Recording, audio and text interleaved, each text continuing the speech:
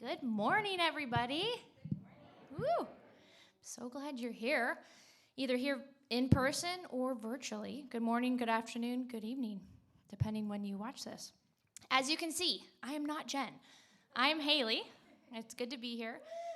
Jen is in Bellingham with her family, visiting extended family. It's also Cam's last weekend before he goes back to Haiti. And Brooklyn has a tournament, basketball tournament. So go Brooklyn. Hope you're doing great. We know you are, but so they are there right now. So I'm doing announcements. It's short and sweet. So we only have 2 of them. So we'd like to hear from you guys. So fill out that communication card. So whether you're in here, you're online, go to brookview.com, select contact, and then fill that out. We fill out the bubbles or different things that pertain to you, and we'd love to hear from you. Boom. Okay, next one. If you are interested in attending in-person church, we would love to see you. We have all of them at brookview.com for you to RSVP through the end of March. So if you're a planner, you can do it. If you're not, now's a good time to start. You can fill that out. I know Jen's mentioned that they get a little ding every time someone RSVPs, so that's really fun for them to see, and since they're not here, they'll get a ton hopefully over the weekend for the rest of March. But you can do that, and we'd love to see you guys come more and more each week. More people are coming in person. We do that socially distanced, so it's safe and legal, and we'd love to have you guys be here if you're comfortable. All right, so again, just go to brookviewchurch.com/church, and then I'm going to pray for Casey as he makes his way up here. So go ahead and bow your heads with me. Dear Lord, thank you for this community, this place where we're able to worship you and to hear more about you and who you are and your love for us. I pray that you speak through Casey this morning and that you reach us in ways we never knew that we could hear your voice, Lord. So I say these in your name. Amen. I don't know what to do now. Hey guys, like Haley said, my name's Casey. Jason, who is the head dog here, that Jen is his wife. They're away on vacation this week, so you're stuck with me. And I'm just going to jump right into it this morning. So John 5, chapter 7, it says, "Sir," the invalid replied, "I have no one to help me into the pool when the water is stirred. While I am trying to get in, someone else goes down ahead of me." And I just love that sentiment there. I'm trying. Like, I promise you, I really am trying. Like, I might not be hitting the mark, but I'm trying. And this encounter between Jesus and this man, this invalid, this man at the pool, I don't know about you, but man, can I relate to him. Like, I'm trying my hardest, God, to be better, to make a difference, to make an impact, to be a good example, to have an open mind, to maybe look at things through a different perspective. I'm trying. And I think sometimes what can be so frustrating is when we are giving our best effort, but what is required of us is actually beyond our ability. Just like this man, he's trying, but what's required of him is beyond what he can actually physically do. And you must have really had to trust Jesus back when he walked the earth to follow him. You hear people say, like, "Oh, I wish I followed Jesus when he was on earth." Like, it would have been, oh man, like it would have been like easier, he's not visible like he was back then. Like it would have been so cool. No, it wouldn't. It would have been so hard and difficult to trust Jesus, and he was always getting into trouble and having to explain. We're going to get the ringing figured out, guys, don't worry. And try and explain, explain what happened and why he did it. And for the disciples and the people like this man who Jesus encountered, they must have just had to have this crazy amount of trust in Jesus. But let's back up a little bit and get a little context here. So sometimes later, John chapter 5, verse 1, Jesus went up to Jerusalem for one of the Jewish festivals. Now there is in Jerusalem near the sheep gate a pool, which in Aramaic is called Bethesda. It means house of mercy. And it's surrounded by 5 covered colonnades. Here a great number of disabled people used to lie, the blind, the lame, and the paralyzed. It's important to note before I go on that this was a specific dwelling place for people who had physical ailments. And the reason I point that out is because I'm gonna kind of draw some parallels between their physical stuff to our spiritual problems. And I don't want us to miss the context for the sake of application. I think that would be irresponsible Bible teaching. And so the people here at this particular pool, this was not a resort pool. No one's bringing you umbrellas and your drinks at this pool. This is a crowded pool. There is pushing, there is shoving. And word has it that when the angel comes and stirs the water intermittently, if you get in first, you can be healed. And this puts certain people who have a certain disability at an advantage over others. For instance, if you were blind, you could probably feel yourself and feel your way down to the edge of the pool and hop in at the right moment. But if you're paralyzed, you're at a disadvantage because you can get yourself to the edge of the pool, but someone can just pull you back and you can't get in at the right moment. And you're left kind of powerless. And that's, I think, something interesting about life. Kaylin and I, my wife, we go back to Ohio over the summertime to spend time with her family. And we always go to this huge amusement park called Kings Island. It puts Silverwood to shame, I'll tell you that much. And last time we were there, I saw this really good dad. He was wearing a fanny pack. He didn't look like he was happy. Like, he didn't look like, oh, these are the days, like making memories. And I'll say it like this, he didn't look selfie ready. But do you know what I liked about him? Is he was carting this wagon, and he had all these snacks. Looked like he was maybe on snack duty for the day. And I just admired him because he was trying. And I watched him pull this wagon around, and I just sat there and watched him. I was like, he is really trying. And he was like sweating through his shirt, and he looked like maybe spilled a little something, and he looked all sweaty, but he was trying. And I always loved the scripture that Jesus said, he said he looked at one man and he loved him. And I've thought about that a lot lately, how Jesus would show up for one person. And he looked for someone who was maybe at a disadvantage.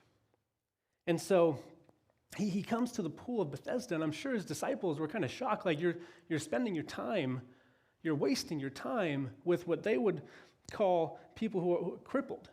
It's not a PC term, but that's how they would have said it back then. And sickness in that time was connected to spiritual disorder. Judaism in the first century made a strong connection between your spiritual condition and your physical condition. So if you had, let's say, a lot of money, that was proof that you were living right, you were doing something right. And that's kind of, there's a tendency to judge things by the physical. But I kind of picture Jesus walking around and asking questions. Because one interesting thing in the text, I'm going to point this out to you because it's too cool just to kind of reference. It's in verse 5. It says, one who was there had been an invalid for 38 years, and when Jesus saw him lying there and learned. Now, what stood out to me about that text wasn't that Jesus saw him. What stood out to me about that text wasn't that this man had issues. We all have issues, and frankly, we all have areas of paralysis. On this particular occasion, what stood out to me is it says that Jesus learned. I didn't know he could do that because he is the image of God. He is the wisdom of God. I didn't know the wisdom of God could learn information. So I figured he must have been walking around going, how about her? How long has she been here? Oh, she just got here last week. Okay, no, not her. How about him? How about that blind guy? How long has he been here? That's recent. 2 months? Jimmy, 2 months? Yeah, 2 months. It's been 2 months. What about that one? 3 years. Okay. Getting closer. We'll put him on standby. Because he's looking for someone to bless. He's looking to perform a miracle. He's looking for a platform to show his power. What about him? 5 years. Okay. What about her? 7.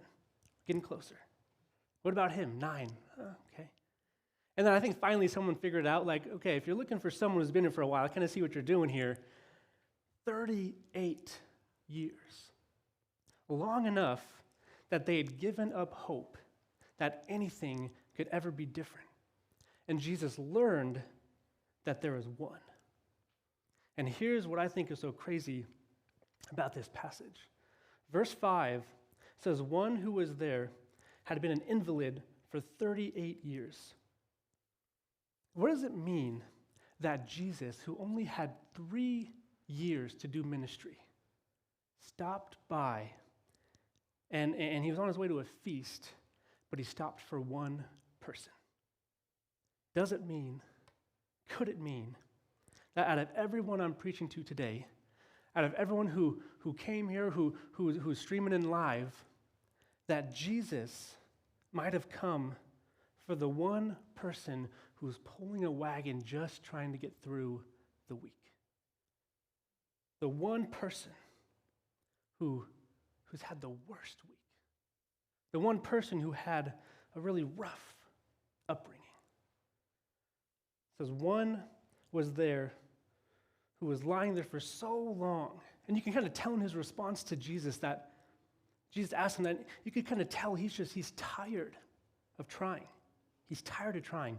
My message today is for anyone who's tired of trying in any area of your life.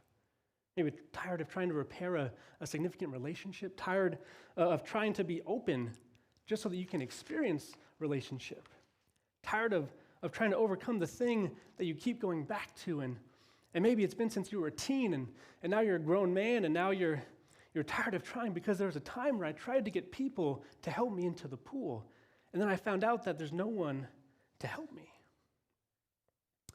Now, what's mind-blowing about this situation at the pool at Bethesda is how many different ways I've heard this preached that completely contradicts the heart of God.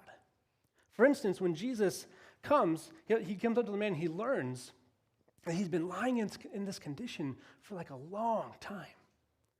And how many of you have been in a certain condition for a long time? How many of you have been stuck in a certain negative pattern of thinking for a long time? Like a long time.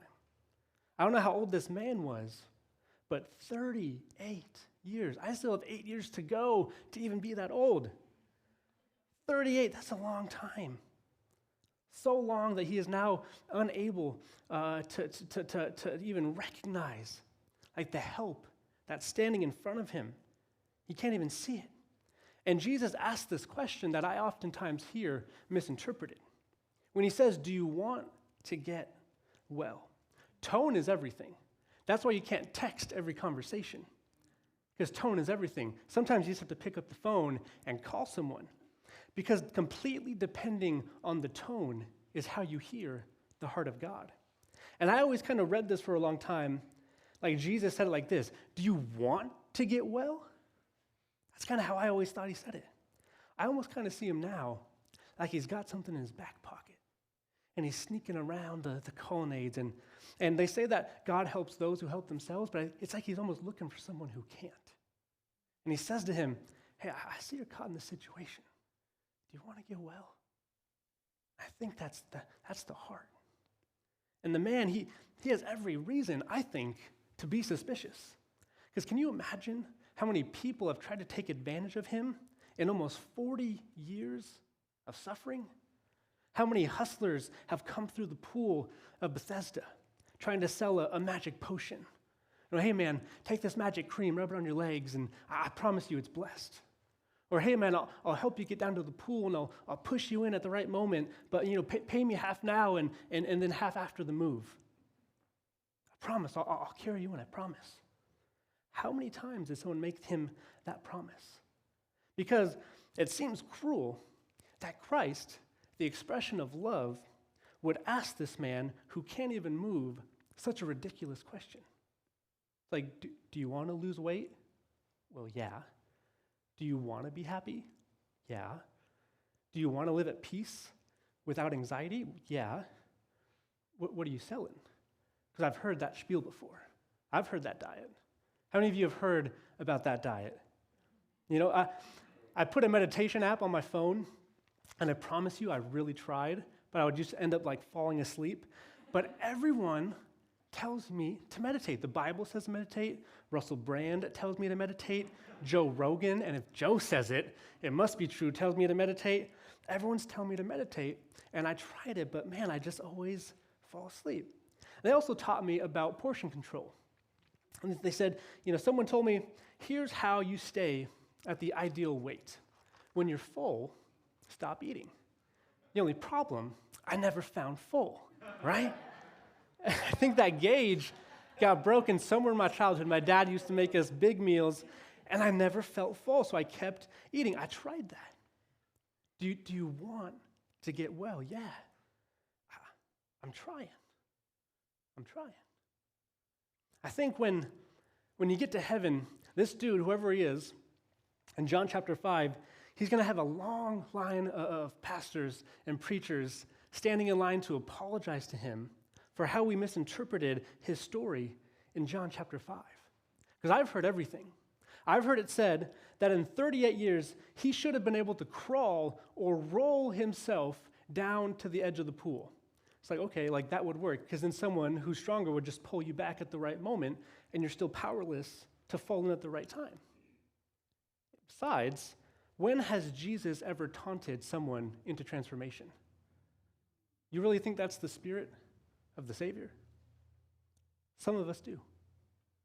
Some of us picture God in our mind, our conception of God, like, you don't want it bad enough. If you would have done it different when they were 8, they wouldn't have been in so much trouble when they were 18. See, you messed them up.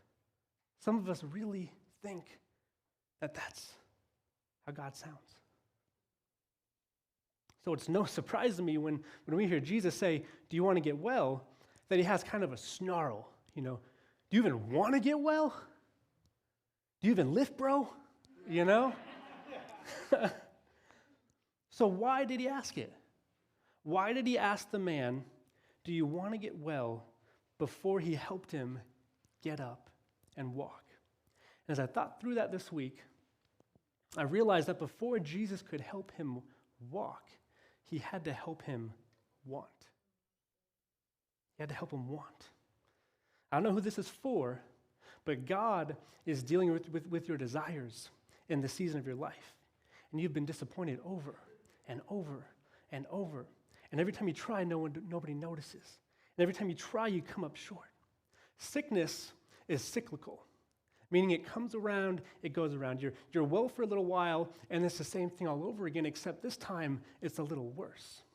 Because now nothing's changed. I'm back at the beginning, and nothing's changed. So now you've cycled through it one more time just to realize, well, maybe I'm just a cynical person. Maybe I'm just negative. Maybe that's just the way I am. Maybe no one in my family was meant to go to college. Because when you hang around the colonnades with sick people long enough, sickness becomes normal. And you start to realize it's easier just to accept the condition than to challenge it, because to challenge the condition means to risk disappointment. And some of us have tried and got blocked. And we tried and we got blocked. And we tried and we got blocked. And now people think you don't care. No, I care. I cared so much, but they didn't care back. And I tried so hard, and I still got looked over. No, you don't know how hard I tried. And then when your expectations get damaged by disappointment, it's a slow damage.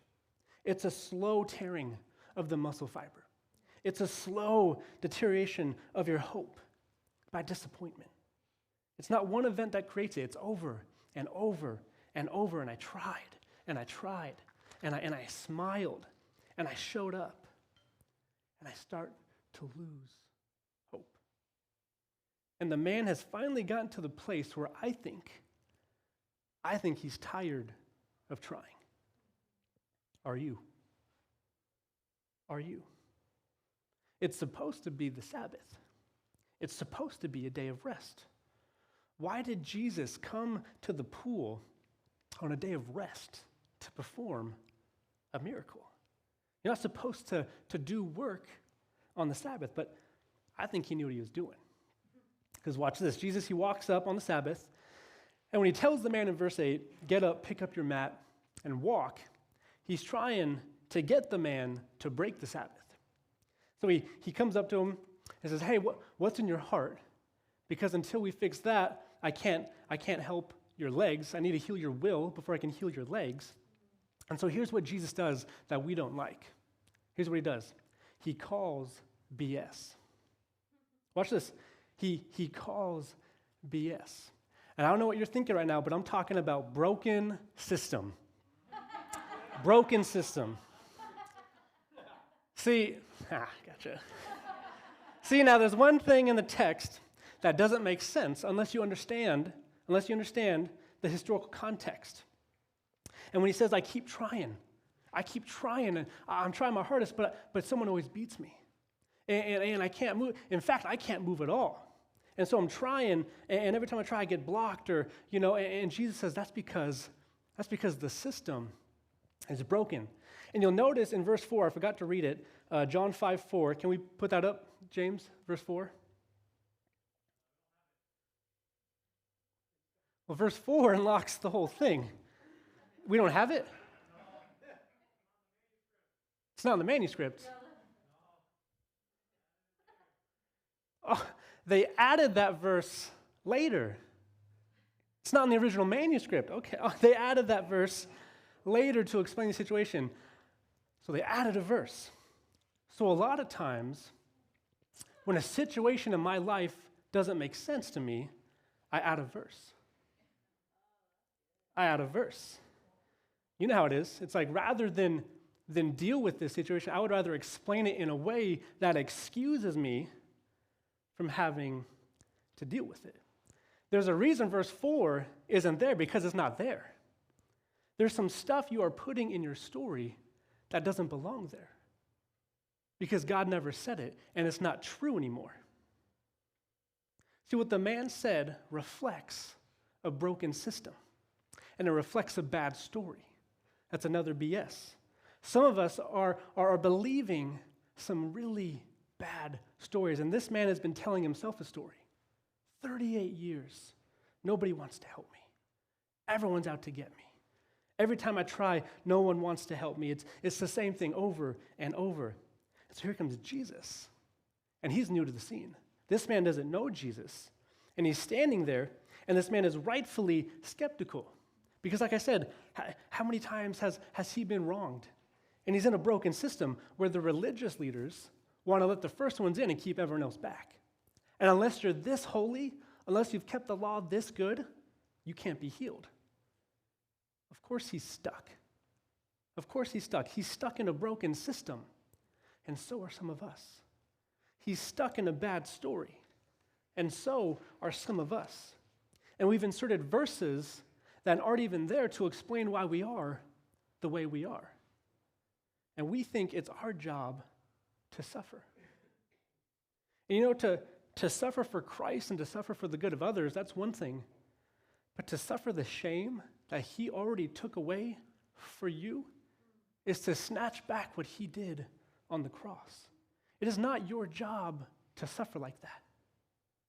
It's not your job to suffer like that. It's a broken system. I'm telling you, religion is a broken system. That's why Jesus went for one person here, to show us that it's about relationship. I want to deal with you one-on-one. I want to speak to you like a person, not like you're some kind of project, not like you're some kind of like defect. I don't have anyone to help me in. Trust me, I'm trying. I'm really trying. And if you knew how hard I was trying, you wouldn't make fun of me like that and ask me a question like, do I want to get well? I don't have anyone to help me.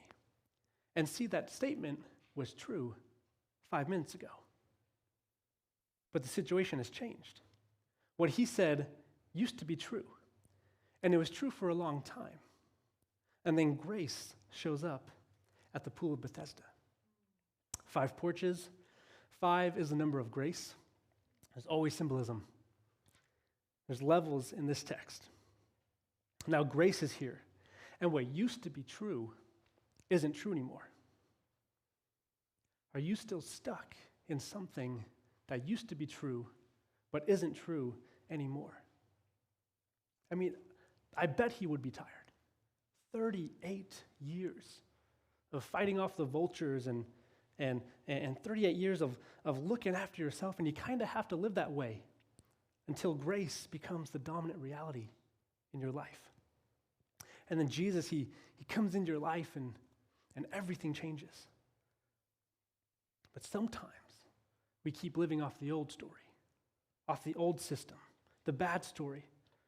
And he says, no one will help me.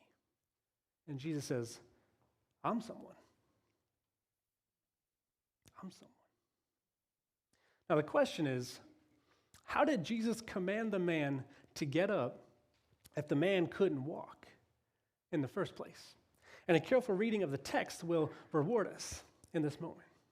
Because one interpretation is that he was healed because his healing was a reward for his obedience. That's religion. That's a bad story.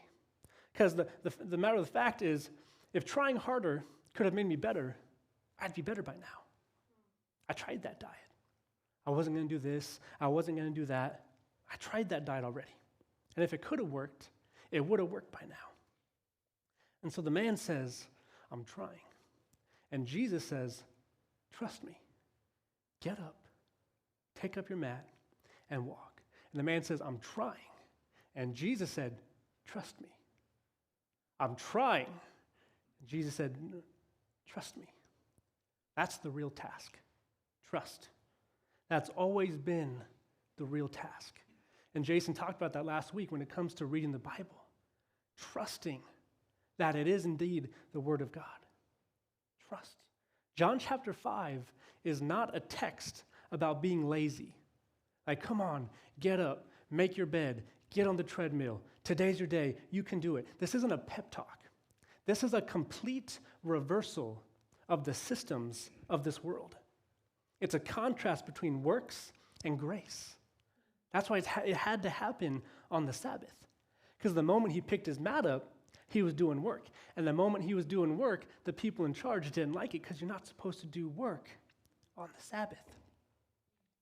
The whole reason Jesus showed up for one person was to overturn the entire system. And maybe there's one situation in your life right now that God is trying to use, and by addressing it, it will overturn the entire system. Because up until this point, you're trying. I'm trying to love God. I'm trying to pray more. I'm trying to read my Bible. I'm trying to eat broccoli. I'm trying to be nice. I'm trying to be better. And God says, I see you trying, but will you trust me? Will you trust me enough to get up even when you don't think you can? Enough to praise me when you don't feel like praising me? Do you trust me enough? I know you're trying, but do you trust me? This is a trust moment, a trust decision. And frankly, sometimes my trying actually gets in the way of my trusting. And this man got up and got healed. And you keep thinking, well, I can be healed if I just get up. But you can't. But you keep trying. And you keep trying. And the funny thing to me about this text is the man says, I'm trying. And Jesus said, so am I. So am I. I'm trying to help you. You couldn't reach the water. I know that you grew up in a household that was broken, and there might have been some abuse. And I know you're trying to be a better man than your dad was. Or I know you're trying to be a better mom than your mom was. And I know you're trying to figure things out, and I see you trying. And I see you trying, and since you can't get to the water, I brought the water to you. And what it does when you get up, when you didn't think you could, it shocks the system. It shocks the system. God said, some of us we've been lying in this condition for 38 years. And I brought you to church today. Not so that we could just sing a few songs and hear a few words, but I want to shock the system. I want to stir up the waters. I want to heal, watch this, your will. The man, his will had to be healed before his legs could be. And some of us, and sometimes myself, we lose that will to love, that will to be sweet, that will to be forgiving, that will to be whole. And sometimes you don't even want it anymore because I tried to want it, and it hurts to have hope. And then when you're disappointed time and time again, it's like, oh, like I said, it's that slow tearing where the hope, it just kind of goes away. And Jesus said, I want to help you walk, but first I have to help you want it, to want the right things again for the right reasons, to have the right desires. I've mentioned this before. When I lived in Australia, I worked on this property that had a really big pool. And if you ever owned a pool, you can know how hard it is and how much work it takes to keep a pool looking kind of like crystal clear. It's pretty challenging. But part of the process is that you have to shock the water. It's a treatment that helps kind of clean and neutralize. I don't really want to tell you all the things that it cleans and neutralizes. Bacteria, sweat, other bodily fluids. I'll let your imagination take care of the rest.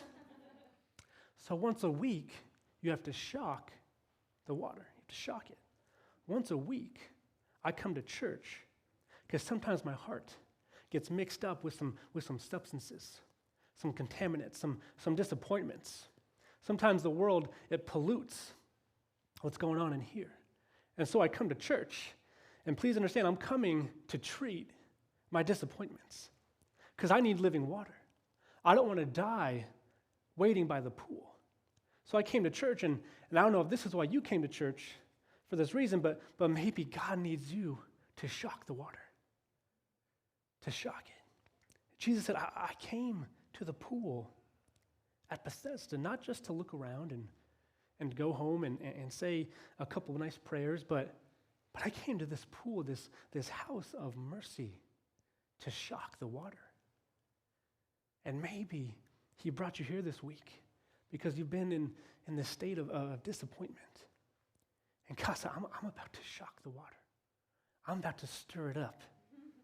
And you say, well, okay, but God, he either does something or he doesn't. He doesn't just try. Well, but it said when Jesus went to Nazareth that he couldn't do many miracles there. It says he tried, but they tripped. So maybe he's saying, I'm trying. I'm trying to bring you the water. But we have to do the work and put in the trust and the faith. And I believe that there are many for whom this message is maybe just another Bible message. But I believe that there are some, and maybe even few, that this is a definitive word for your life. And you are like the man, and you've been paralyzed in an area of your life. And for a long time, you've been laying there and you've been bitter for years about what your spouse did, about what your boss did, about what that family member did. And you've been trying. But this is not about trying. This is about trust. And you've been going back and forth and back and forth. And today, God is saying, let the water come to you. Let the water. That's what he said to the woman at the well, right? Waters of living water will be inside of you. But sometimes we can't get to the water. But Jesus said, no. I'll take care of that. Let me come to you. But we have to trust. And the band, you guys can come up and join me as I close here. Father, we declare this our Sabbath, where we rest from our labor and enter into your grace. With every eye closed, if this has been a season of frustration for you, a season of going to the pool over and over, and you've been blocked so many times, now that quite frankly, you don't need God just to heal your legs or heal your bank account or heal that one compulsive area in your life, but you need Jesus to do what he did for that unnamed man in John chapter 5. And and heal your will and to just help you want him again. It takes trust and it takes faith. And this has been a word today for you, and there's an area of paralysis in your life, and you want Jesus to just come and bring you the water with heads bowed and eyes closed and not looking around, just lift your hand for living water in this moment and shock the water. Shock the waters. Worship shocks the waters. Worship stirs up the complacent heart. Shock the waters today. Maybe you've been stagnant and you've been complacent and you've been blaming everybody and everything else. And this is just a time for you to not try harder, but to trust more. And to yield and say, yes, I'll get up if you'll help me. Jesus, we know that you're trying. We know that you are trying, that you're bringing the water, Lord, but help us. Help our will to want it and to see it and to desire it.